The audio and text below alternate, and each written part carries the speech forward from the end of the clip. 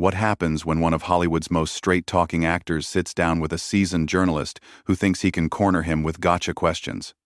You're about to witness one of the most explosive television moments in recent memory, where Mark Wahlberg absolutely loses it on George Stephanopoulos after the host crosses a line that should never be crossed. Before we dive into this incredible confrontation, make sure you hit that subscribe button and drop a comment below, because this is the kind of raw, unfiltered content you won't see anywhere else. The tension was palpable from the moment Mark Wahlberg walked onto the set of This Week with George Stephanopoulos. The actor, known for his no-nonsense approach to interviews, had agreed to appear on the Sunday morning political talk show to discuss his latest film project and his philanthropic work in underserved communities. What he didn't expect was to be ambushed by a host who seemed more interested in stirring up controversy than having a genuine conversation. Stephanopoulos, sitting behind his polished desk with that familiar smirk, wasted no time in setting the tone. Mark, thanks for joining us today. I have to ask, given your past, don't you think it's a bit hypocritical for you to be speaking about community outreach and helping at-risk youth? Mark's jaw tightened slightly, but he maintained his composure. George, I think my past is exactly why I'm qualified to speak about this. I've been where these kids are. I've made mistakes, I've learned from them, and now I'm trying to give back. But you've never really faced the full consequences of those mistakes, have you? Stephanopoulos pressed, his voice taking on that condescending tone that veteran journalists often use when they think they've found their target. I mean, let's be honest about what happened in your youth. What exactly are you getting at, George? Mark's voice remained steady, but there was a warning edge to it that anyone who knew him would recognize. Stephanopoulos leaned forward, clearly enjoying what he perceived as having the upper hand. Well, there are those who would say that your charitable work now is just a way to buy your way out of guilt. A kind of celebrity penance, if you will. Mark shifted in his chair, his hands clasping together as he processed what was happening. That's a pretty cynical way to look at someone trying to help kids, don't you think? But okay, let's talk about it. What specifically do you want to know? I think our viewers deserve to know the real Mark Wahlberg, Stephanopoulos continued, his tone becoming more aggressive. Not the sanitized Hollywood version, but the person who had some very serious run-ins with the law as a teenager. George, I've never hidden from my past. I've talked about it openly in interviews for decades. I was a troubled kid who made bad choices. I've taken responsibility for that. I've made amends where I could, and I've spent the last 25 years trying to be a better person and help others avoid the mistakes I made. But Stephanopoulos wasn't satisfied with that answer. He had clearly come prepared for battle, armed with what he thought were damning details that would make for compelling television. But Mark, when you were 16, you were involved in some very serious incidents that many people would say deserve more than just an apology and some charity work. Mark's eyes narrowed. The temperature in the room seemed to drop several degrees. What are you trying to say, George? Because if you've got something to say, just say it. I'm saying that maybe it's time for some real accountability. Stephanopoulos shot back, his voice rising slightly. Time to stop hiding behind your Hollywood success and your charity work, and actually face the music. Face the music? Mark's voice was dangerously quiet now. George, I don't know what kind of show you think you're running here, but I didn't come on to be lectured by someone who's never walked in my shoes. Stephanopoulos, sensing he was getting the reaction he wanted, doubled down. But that's just it, Mark. Most people don't get to just walk away from their past like you have. Most people don't get second chances, third chances, fourth chances. You think I just walked away? Mark's composure was starting to crack. You think this has been easy? You think I haven't carried this with me every single day for 30 years? Well, have you though? Stephanopoulos challenged. Because from where I'm sitting, it looks like you've done pretty well for yourself. Movies, restaurants, production companies, not exactly the life of someone who's been haunted by their past. Mark stood up abruptly, his chair rolling backward. You know what, George? I think I'm starting to understand what this is really about. And what's that? Stephanopoulos asked, clearly pleased with himself for getting such a strong reaction. This isn't journalism. This isn't holding anyone accountable. This is you trying to tear someone down for ratings. Mark's Boston accent was getting thicker, a sure sign that his anger was building. You brought me on here under false pretenses. I brought you on here to ask the tough questions that other interviewers won't ask. Stephanopoulos replied coolly. Tough questions? Mark laughed bitterly. George, you haven't asked me a single question about the work I'm actually doing. You haven't asked about the kids I'm trying to help or the programs we've started. All you want to do is relitigate something that happened when I was a teenager. Because it matters, Mark. Your past matters. Of course it matters, Mark exploded. But what matters more is what I've done with my life since then. What matters is the kids I'm helping now. What matters is the fact that I'm trying to prevent other kids from making the same mistakes I did. Stephanopoulos sensed he was losing control of the interview and decided to go for the kill. But Mark, don't you think those victims, the people you hurt, deserve more than just your charity work? Don't they deserve real justice? The studio fell completely silent. Even the camera operators seemed to hold their breath. Mark stared at Stephanopoulos for what felt like an eternity, his face cycling through a range of emotions: anger, hurt, disbelief. Finally, Mark spoke, his voice low and controlled, but with an unmistakable edge of fury. Real justice? George, let me tell you something about real justice. Real justice is when someone makes a mistake, owns up to it, serves their time, and then spends the rest of their life trying to make amends. Real justice isn't having some television host drag you through the mud 30 years later for ratings. Stephanopoulos wasn't backing down. If anything, Mark's reaction seemed to embolden him. But did you really serve your time, Mark?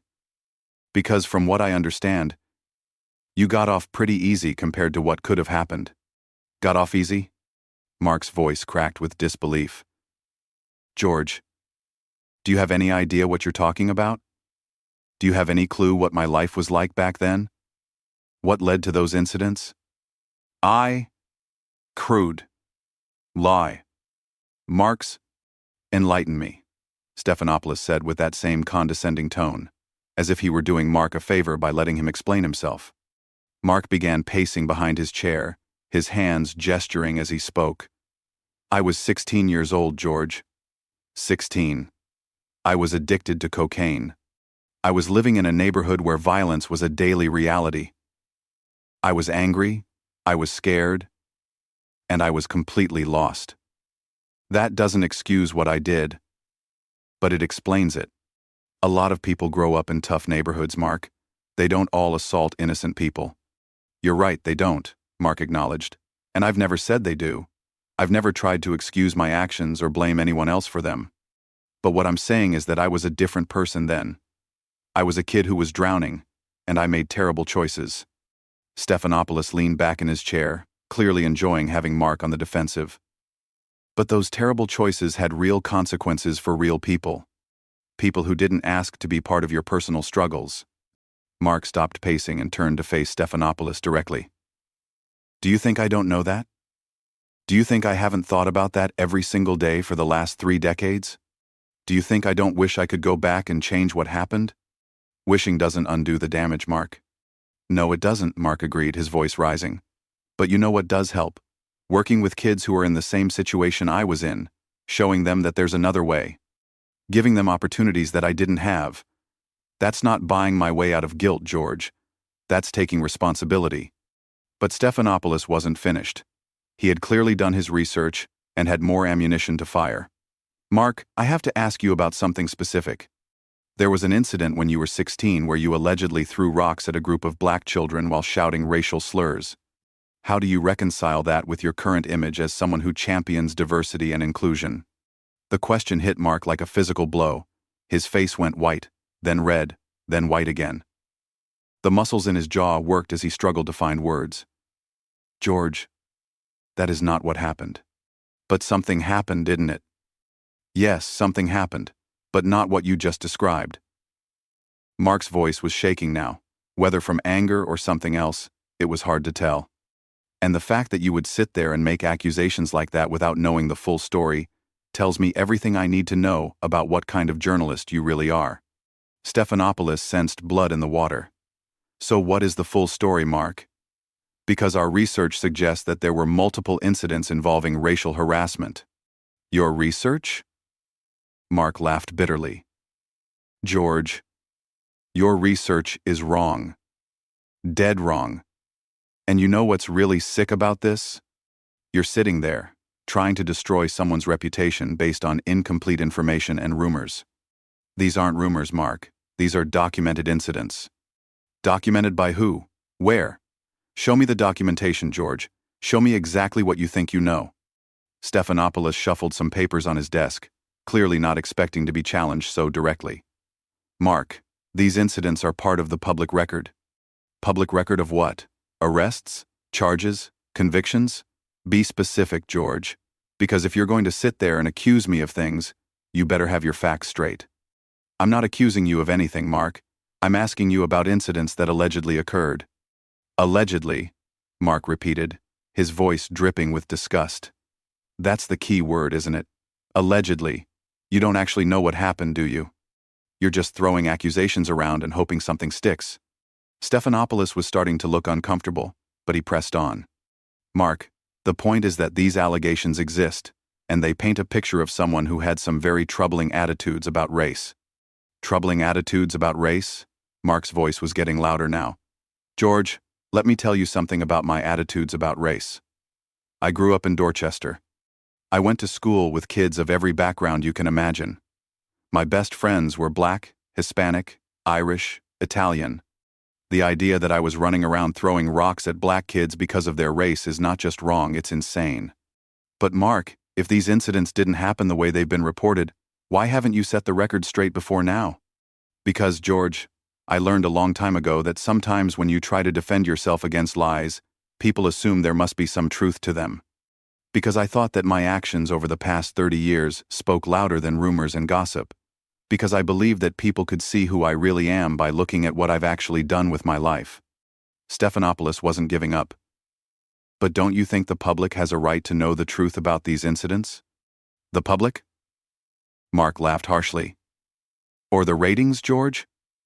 Let's be honest about what this is really about. This is about accountability, Mark. No. This is about you trying to create a scandal where none exists. This is about you trying to tear down someone who's actually trying to do good in the world. The tension in the studio was reaching a breaking point.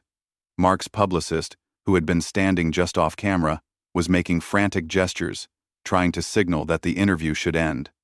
But Mark wasn't done. You know what, George? Mark said, his voice suddenly calm in a way that was more unsettling than his anger had been. I think we need to talk about what's really happening here. Stephanopoulos straightened in his chair, perhaps sensing that the dynamic was about to shift dramatically. What do you mean? I mean, let's talk about you for a minute. Let's talk about your track record as a journalist. Let's talk about your credibility. Mark, I don't think that's relevant to this discussion. Oh, it's not? Mark's eyebrows shot up. You want to talk about accountability and truth-telling? Let's talk about the time you failed to disclose your donations to the Clinton Foundation while you were covering Hillary Clinton's campaign. Let's talk about your history of partisan hackery disguised as journalism. Stephanopoulos' face went pale. That's completely different, Mark. And frankly, it's not relevant to what we're discussing today. It's not different at all, George. It's about integrity. It's about honesty. It's about whether people can trust what you're saying. Mark was back to pacing. But now he seemed energized rather than defensive. You sit there questioning my character while your own professional conduct has been called into question multiple times. Mark, I think you're deflecting. Deflecting? Mark laughed, but there was no humor in it. George, I've answered every single one of your questions honestly. I've acknowledged my past mistakes. I've explained what I've done to make amends. What have you done? Have you ever acknowledged your mistakes? Have you ever apologized for misleading your viewers? Stephanopoulos was clearly rattled now, but he tried to maintain his composure. Mark, we're here to talk about you, not me. Why? Why can't we talk about you? You want to hold people accountable for their past actions? Let's start with you. Let's talk about your time in the Clinton White House and how that might affect your ability to report objectively on politics. That was decades ago, Mark. So were my mistakes, George, but apparently that doesn't matter to you when it comes to me.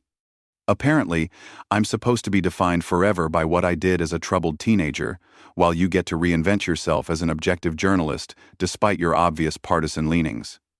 The studio crew was clearly uncomfortable.